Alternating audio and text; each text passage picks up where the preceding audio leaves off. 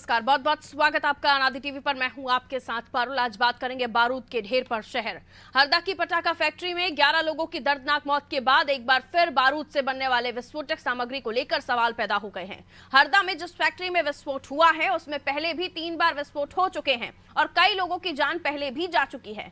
बारूद के जिस व्यापारी के गोदाम और फैक्ट्री में विस्फोट हुआ है वो पहले भी 10 साल की जेल काट चुके हैं।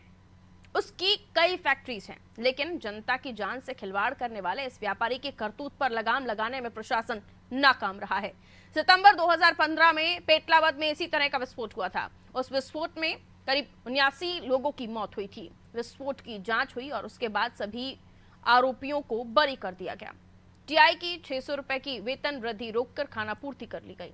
कानून का कोई शिकंजा नहीं है, कोई डर नहीं है, इसलिए बेखौफ इस तरह की जानलेवा फैक्ट्री रिहायशी इलाकों में चलती रहती है। मंगलवार को हरदा में हुई घटना के बाद कुछ समय के लिए प्रशासन जागृत हुआ।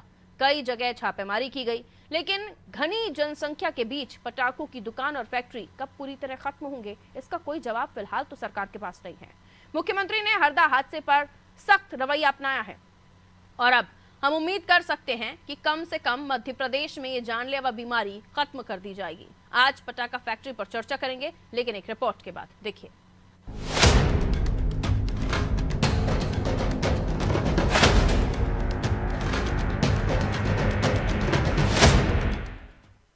मध्य प्रदेश के हरदा शहर में मंगलवार के दिन अवैध पटाखा फैक्ट्री में विस्फोट के कारण 11 लोगों की जान चली गई और 200 से अधिक घायल हो गए।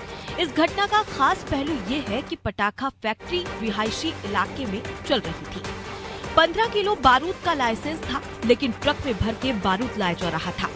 इसलिए जब विस्फोट हुआ तो विस्फोट इतना भयानक था कि आसपास के 50 मकान पूरी तरह तबाह हो गए और अगले 50 से अधिक मकानों को नुकसान पहुंचा। धुएं के साथ हुए धमाके में कई लोगों की जान चली गई, कई लोगों का आशियाना उजड़ गया और बहुत से लोग स्थायी विकलांगता के शिकार हो गए। ये पहला हादसा नहीं है। इससे पहले पेटलावद में भी भयानक विस्फोट हुआ था, जिसमें 50 से अधिक लोगों की जान चली गई थी। दमोह शहर में भी अवैध पटाखा फैक्ट्री में विस्फोट के कारण 4 लोगों की जान पिछले वर्ष अक्टूबर माह में चली गई थी। उत्तर प्रदेश के बागपत में सितंबर 2023 में अवैध पटाखा फैक्ट्री का भंडाफोड़ हुआ था, लेकिन उससे पहले एक नाबालिग की जान इस विस्फोट में चली गई थी। उधर हरदोई के रिहायशी इलाके में अवैध रूप से चल रही पटाखा फैक्ट्री में विस्फोट हो गया था, जिससे एक नाबालिग की मौत हो गई थी। ऐसी दुर्घटनाओं की संख्या बहुत बड़ी है और हर साल दुर्घटनाएं सुनाई पड़ जाती है, लेकिन उसके बाद कुछ समय के लिए जांच पड़ताल तो होती है और फिर सब कुछ थम जाता है। मध्य प्रदेश की राजधानी भोपाल में शहर के बीचों बीच हलालपुर में पटाखों के बड़े बड़े भंडार बने हुए हैं। रिहायशी इलाकों के बीच चल रही ये दुकान कभी भी विस्फोटक रूप धारण कर सकती है। इंदौर, जबलपुर, ग्वालियर, खंडवा से लेकर रायपुर, लखनऊ, कानपुर, इलाहाबाद जैसे तमाम शहरों में शहर के बीचों बीच पटाखे की दुकान मिल जाएगी, जो 12 महीने खुली रहती है और जहां मौत का सामान इकट्ठा किया जाता है। ऐसे में सवाल यही है कि आखिर इन पटाखा फैक्ट्री से निजात कब मिलेगी।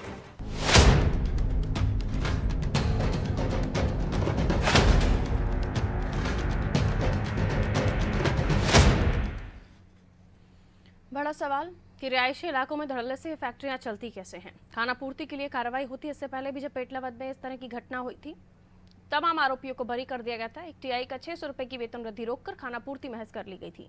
कई लोगों की जानें जाती हैं, कई लोगों की आप देख सकते हैं इस हादसे में भी, हरदा में भी कितना गंभीर ये घटना निकल कर सामने आई। हालांकि अब मुख्यमंत्री का सख्त रवैया, इसके बाद ये आकलन किया जा सकता है कि शायद स्थितियां दुरुस्त होंगी, लेकिन कब, इसका कोई पता नहीं। हमारे साथ रिजवान जुड़े हैं भोपाल से, और मुझे याद है रिजवान कि भोपाल का बैरागढ़ इलाका, शायद यहाँ पर एक बड़ा विस्फोट एक समय पर हुआ था जब पटाखा बाजार लगा था और उसके बाद से एक वक्त पर आकर दुकानों को दूर किया गया था। लेकिन उसके बावजूद भी भोपाल के ऐसी कई जगहें हैं जहाँ पर पटाखे की दुकानें होती हैं। दिवाली के समय पर तो चप्पे चप्पे पर पटाखे की दुकानें लग जाती हैं। इन घटनाओं से सबक लेने की आवश्यकता होती है, लेकिन क्या हम सबक लेते हैं? ये पहली घटना नहीं है, इस तरह की घटनाएं पहले भी होती रही हैं, लेकिन शायद उनसे सबक नहीं लिया जाता। कोई हलचल इस घटना के बाद आपको भोपाल में दिखी? कहीं चेकिंग हो रही हो, कहीं जाकर पता लगाया जा रहा हो?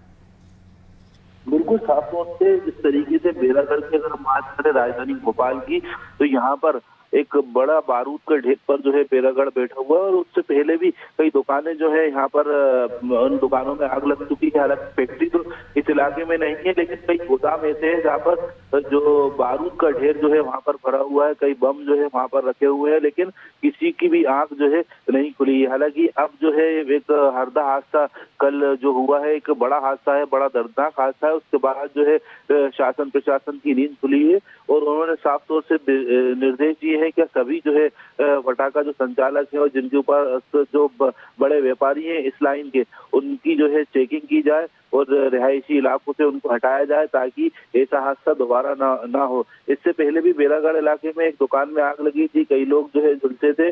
उसके बाद जो है ये निर्णय लिया गया था रिहायशी इलाके में इस तरह की दुकानें जो है नहीं लगाई जाएंगी। लेकिन दिवाली के समय हम देखते हैं या कोई ऐसा सीजन आता है पटाखों का, तो हम देखते हैं कई चौराहों पर जो है करीब 50 से 60 दुकानें जो लगती हैं और वो रिहायशी इलाके होते हैं, लेकिन किसी भी तरह की कोई शुद्ध दुकान संचालकों पर नहीं रहेगा। हालांकि नगर निगम जो है 20 रुपए रोज 30 रुपए रोज पर्ची भी काटती है, लेकिन उसके बाद भी ऐसा जो उनकी जगहें जो है बिल्कुल फिक्स नहीं की जाती, जिससे बड़ा हादसा हो सकता है राजधानी भोपाल में भी।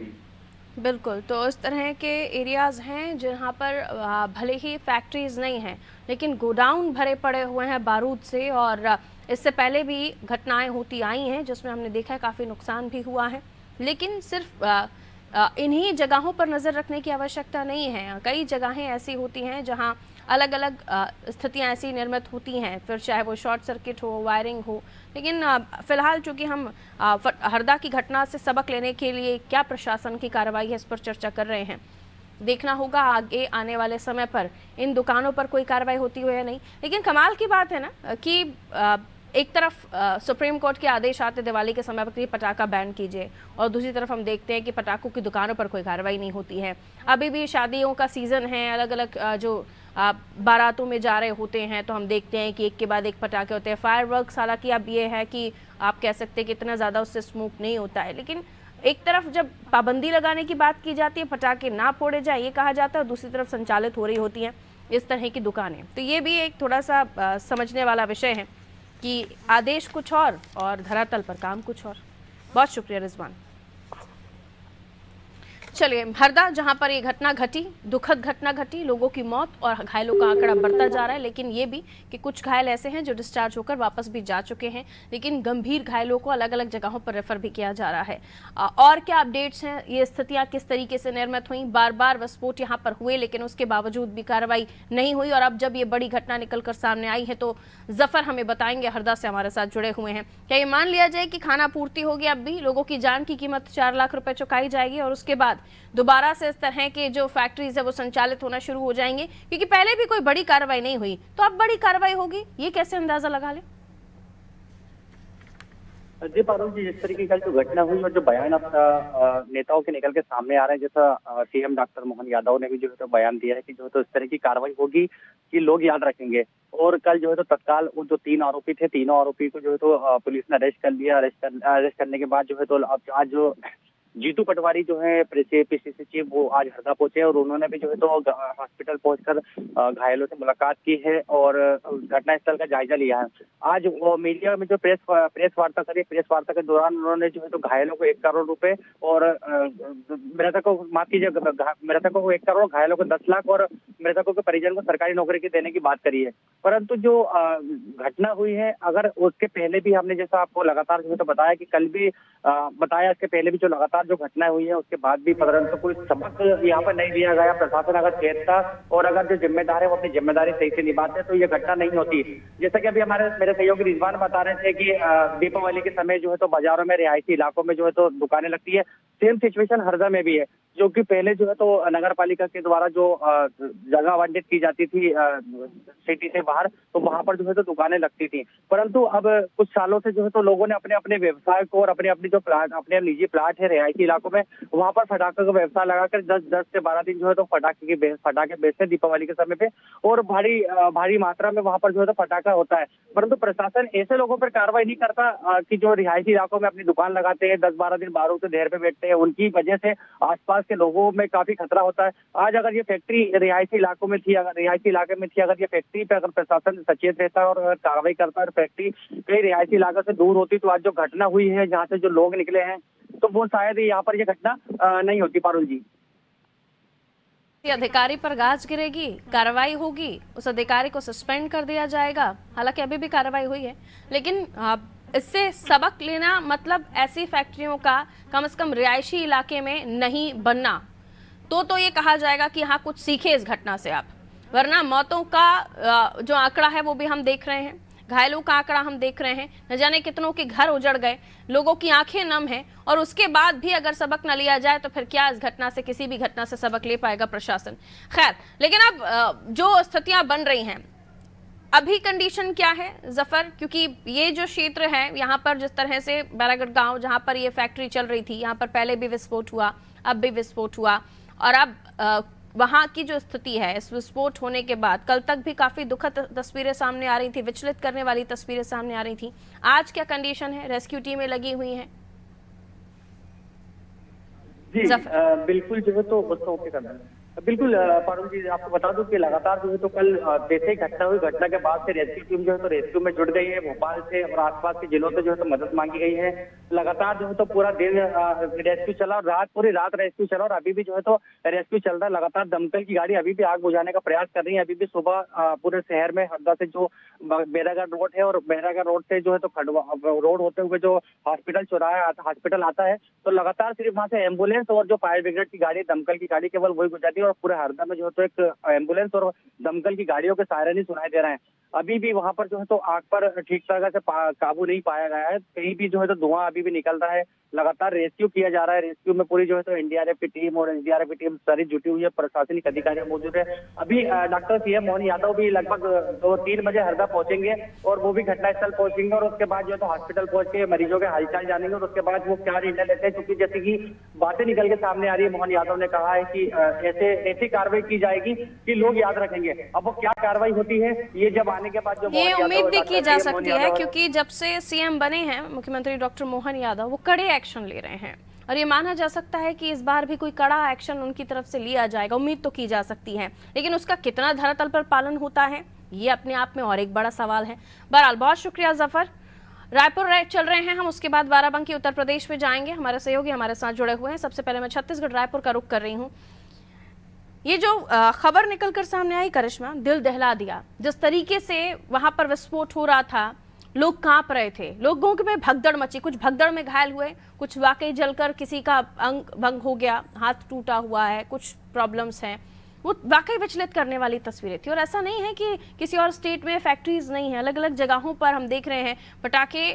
तो लोगों को लगता है कि अब उनकी शान है, फोड़ेंगे नहीं तो लगेगा नहीं कि शायद आप उतना एंजॉय कर रहे हैं, आप उतना आप उसके पास बजट है या नहीं है। शादियों में भी पटाखे फूटते हैं, तो ये एक लाइफस्टाइल भी बन गया है, और दूसरा एक ये दिखाने की कोशिश कि आपके पास कितना आपकी जेब में पैसा है, ये अब ट्रेंड हो गया है। सवाल ये है, इस तरह की फैक्ट्रियां रिहायशी इलाकों में संचालित होना, जब प्रशासन को पता है कि ये गैर कानूनी है, गलत है, उसके बावजूद भी ये साठ-गांठ सरपरस्ती की वजह से ये जो फैक्ट्रियां संचालित होती हैं, जब घटना हो जाए तो फिर उन्हीं से पूछा जाए कि इनकी मौत का अब किसको जवाब देंगे आप, किसकी जवाबदारी मानेंगे? उठता है ना सवाल।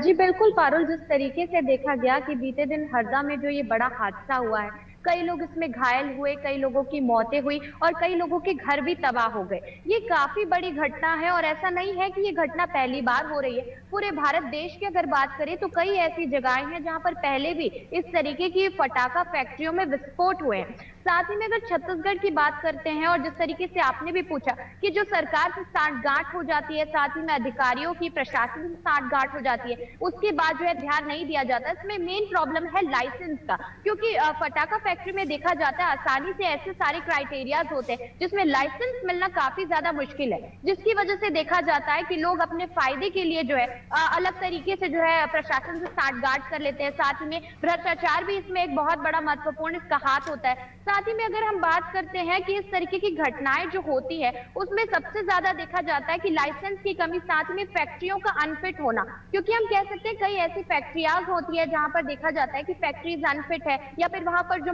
मजदूर काम करते हैं उन्हें उस तरीके की सुविधाएं नहीं दी जाती, ग्लव्स नहीं दिए जाते, साथ ही में क्राइटेरियाज नहीं बताए जाते और लोगों को भीड़ बढ़ाने के लिए और प्रोडक्शन बढ़ाने के लिए कहीं से भी लोगों को आउटसोर्सिंग करके बुलाया जाता है और कई सारी जो इन्फॉर्मेशन है वो उन्हें नहीं दी जाती, जिसकी वजह से ये जो हादसे हैं वो लगातार बढ़ते जाते हैं। देखा जा सकता है हरदा में जिस तरीके से ये जो हादसा हुआ है काफी ज्यादा दुखद है और उसमें देखा जा सकता है कि सिर्फ हरदा में नहीं पूरे प्रदेश के लिए और पूरे देश के लिए भी काफी बड़ी घटना और ये कहा जा सकता है कि एक ज्वलनशील मुद्दा बन गया, क्योंकि देखा जा सकता है जिस तरीके से ये घटना हुई है उसके पीछे का कारण क्या है लोग अभी तक नहीं समझ पा रहे, उसके पीछे गंभीरता को लोग समझ नहीं पा रहे और साथ ही में ये घटना क्यों हुई इसे भी लोग समझ नहीं पा रहे। हालांकि इस तरीके की घटना होना काफी बड़ी चीज है और अगर छत्तीसगढ़ की बात करते हैं तो जिस तरीके से आपने भी बताया कि छत्तीसगढ़ में अगर बात करते हैं तो कई ऐसी दुकानें हैं जो कि 12 महीने संचालित होती है, उनके ऊपर भी रोक लगानी चाहिए। हालांकि इसके पीछे जनता का भी काफी बड़ा हाथ है, क्योंकि डिमांड पारुल जी जो डिमांड है वो लगातार बढ़ती है।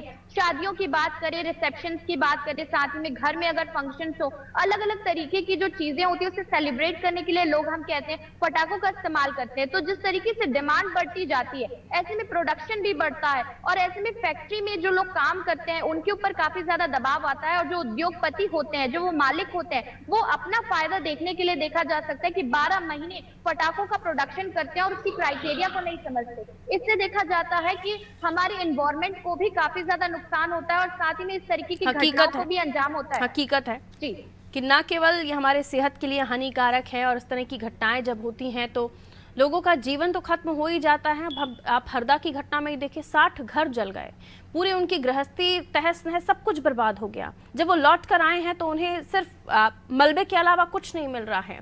न जाने कैसे उन्होंने एक एक पाई जोड़कर सारा सब कुछ इकट्ठा किया होगा। और हम वो वीडियो भी दिखा रहे हैं अपने दर्शकों को कि देखिए कैसे बन रहे हैं पटाखे।